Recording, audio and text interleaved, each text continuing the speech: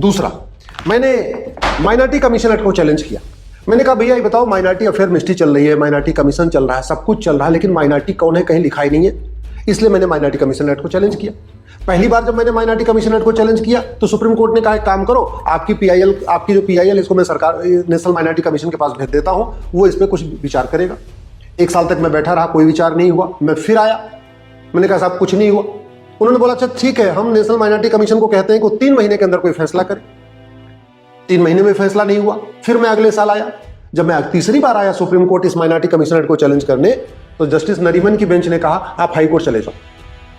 मैंने कहा साहब ये तो पूरे देश का मामला है, नेशन वाइड मामला है, ये कानून पार्लियामेंट में बना हुआ है, इसलिए हमको यहाँ सुन लीजिए। बोले नहीं आप हाई कोर्ट जाओ। मैंने कहा मैं कितनी हाई कोर्ट जाऊंगा? बोले कोई बात नहीं, आप हाई कोर्ट जाओ।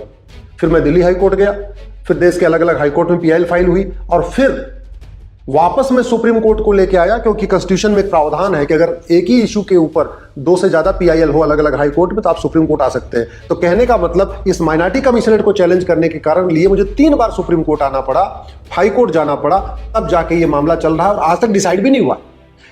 हमने माइनॉरिटी कमीशन एक्ट को चैलेंज कर रखा है। मैं बार बार कह रहा हूं पहले माइनॉरिटी को डिफाइन करिए, माइनॉरिटी को आइडेंटिफाई करने की गाइडलाइन बनाइए, उसके बाद जो करना है करिए।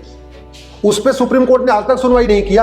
अलीगढ़ मुस्लिम यूनिवर्सिटी के लिए बाकायदा संविधान पीठ बना के अलीगढ़ मुस्लिम यूनिवर्सिटी को माइनॉरिटी का दर्जा दे दिया, और माइनॉरिटी का दर्जा जब दिया उस मैटर में मैं बार बार कहता रहा पहले माइनॉरिटी को डिफाइन करिए, लेकिन नहीं, माइनॉरिटी को डिफाइन नहीं करना। ये हुआ है सुप्रीम कोर्ट में। अब आप इसको डबल स्टैंडर्ड मान लीजिए, या सुप्रीम कोर्ट के कुछ जज डरते हैं, या सुप्रीम कोर्ट के कुछ जज आइडियोलॉजिकली कुछ और सोचते हैं, मुझे नहीं पता, ये आपका निर्णय है। जो फैक्ट है वो मैं आपके सामने रख रहा हूं।